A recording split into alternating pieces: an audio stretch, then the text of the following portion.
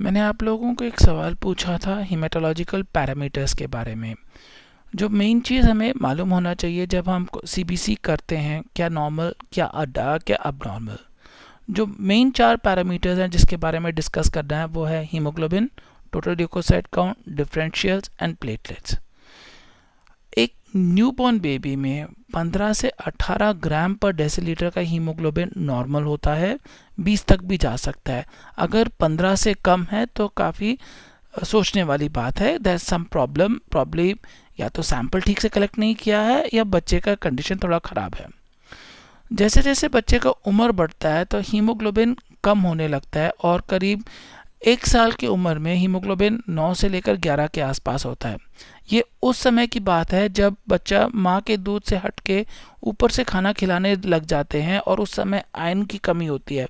तो नॉर्मली 8 महीने से लेकर 1 साल के बीच में बच्चे का हीमोग्लोबिन 9 से लेकर 11 ग्राम पर डेसीलीटर का होता है। फिर अडल्ट का नॉर्मल रेंज 12 to 14 तक पहुंच जाता है। 12 to 14 अंग्रेज़ों का लेवल है, इंडियंस में 12, 12.5, 13 भी अच्छा मान के चलते हैं। न्यूबॉर्न बेबीज़ में टोटल ल्यूकोसाइट काउंट काफ़ी ज़्यादा होता है, 20,000 तक हो सकता है। 20,000 को भी हम नॉर्मल मान के चलते हैं। But by the age of 2 years, by the age of 1 month, the counts of the child become adult type, मतलब 6,000 से 11,000 के बीच में हो जाता है। At the day of birth, count 20,000.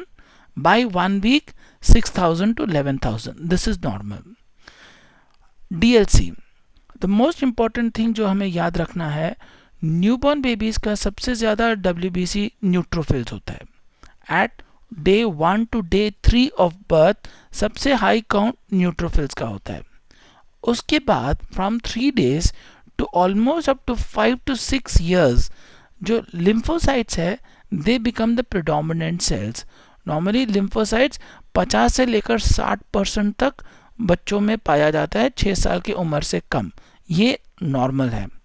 Bye 7 और 8 years अडल्ट पैटर्न में आ जाता है जब नॉर्मली 60 to 70% न्यूट्रोफिल्स और 30 to 40% lymphocytes. Between 1 week to 6 years of age, 60% lymphocytes, 30% neutrophils. Platelets newborn child और अडल्ट में बराबर रहता है 1 to 2 lakhs.